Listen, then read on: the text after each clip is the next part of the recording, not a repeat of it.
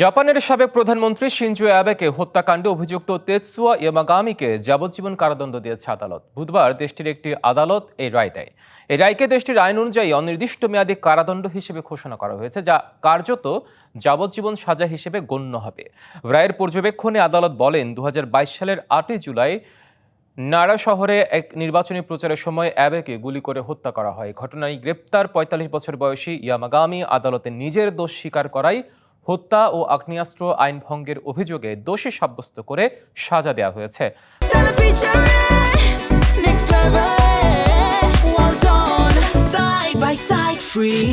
সাজাপ্রাপ্ত ইয়ামাগামি তার আদালতে ইউনিফিকেশন চার্চ নামে একটি ধর্মীয় সংগঠনের প্রতি তার ঘৃণা উল্লেখ করেন। তার দাবি, তার পরিবার ওই সংগঠনের কারণে আর্থিক ও মানসিকভাবে ক্ষতিগ্রস্ত হয়েছে।